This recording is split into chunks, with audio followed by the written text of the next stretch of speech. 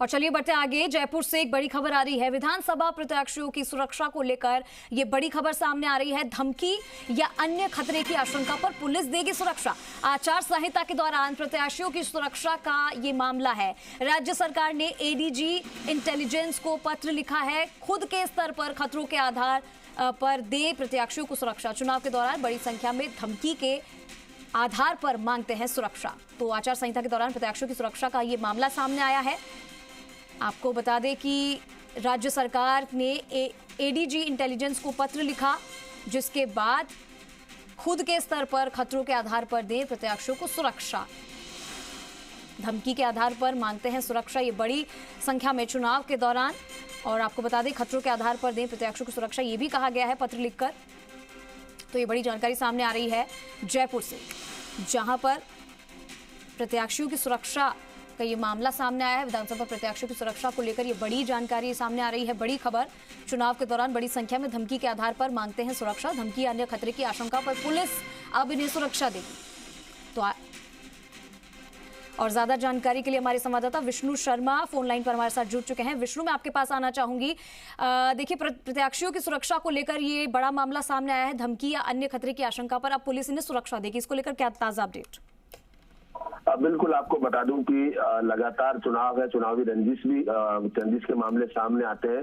एक दूसरे को धमकियां मिलती है और उसको लेकर वो सुरक्षा मांगते हैं। तो सुरक्षा सरकार, गृह विभाग, राज्य सरकार का मतलब गृह विभाग के पास पहुंचती है। मामला और ऐसे में काफी समय लग जाता है। तो अब गृह विभाग की ओर से यहाँ पर एडीजी इंटेलिजेंस को पत्र लिखकर साफ कहा है कि वो अपने स्तर पर सुरक्षा दे, यानी पुलिस अपने स्तर पर सुरक्षा दे।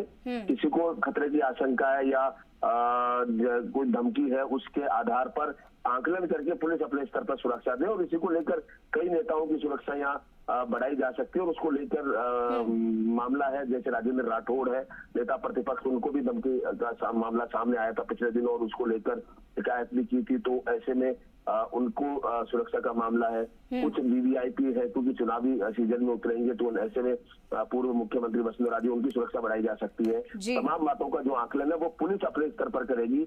और इसको लेकर गृह विभाग की ओर से स्पष्ट कर दिया गया है कि पुलिस तत्काल रूप से उन्हें सुरक्षा उपलब्ध कराए। बिल्कुल विष्णु, तो यहाँ पर चुनाव के दौरान बड़ी संख्या में देखिए कभी किसी को धमकी मिल जाती है, कभी कोई ऐसी घटना हो जाती है, उसको लेकर सुरक्षा व्यवस्था तो इसके पुख्ता इंतजाम करने ही चाहिए। और ये इस बार तो पत्र लिखकर एडीजी इंटेलिजेंस को पत्र लिखा गया राज्य सरकार के द्वारा। यहाँ पर तो बड़ी सुरक्षा की मांग की गई। कई ऐसे मंत्री जिनको धमकी अब तक मिल चुकी है, इसको लेकर पहले ही ये तैयारी, पहले ही सुरक्षा व्यवस्था क्यों नहीं दे दी जाती है? बिल्कुल, सुरक्षा का मामला यही है, क्योंकि राज्य सरकार के पास यहाँ जब भी कोई धमकी मिलती है तो एडीजी इंटेलिजेंस के पास पत्र आता है, वो सुरक्षा का आकलन करवाते हैं, उसके बाद अनुमति गृह विभाग से लेनी होती है। लेकिन अब सीधा पुलिस अपने स्तर पर आकलन कर लेगी कि किस नेता को धमकी मिली या किस प्रत्याशी को धमकी मिली, वो सही है कि नहीं है। उसके तुरंत आधार पर तत्काल सुरक्षा व्यवस्था उपलब्ध करा दी जाएगी। इनिशिएटिव है सरकार की ओर से लिया गया, गृह विभाग की ओर से, कि तत्काल सुरक्षा मिल सके, क्योंकि आचार संहिता चल रही है। आचार संहिता में देरी नहीं हो, तो ऐसे में उनको सुरक्षा तत्काल उपलब्ध कर दी जाए। बिल्कुल विष्णु, तो यहाँ पे अब तत्काल सुरक्षा प्रदान की जाएगी प्रत्याशियों को, क्योंकि देखिए चुनाव भी है और इस दरमियान ऐसी कई घटनाएं सामने आती रहती है। बहुत बहुत शुक्रिया विष्णु आपका इस तमाम जानकारी के लिए।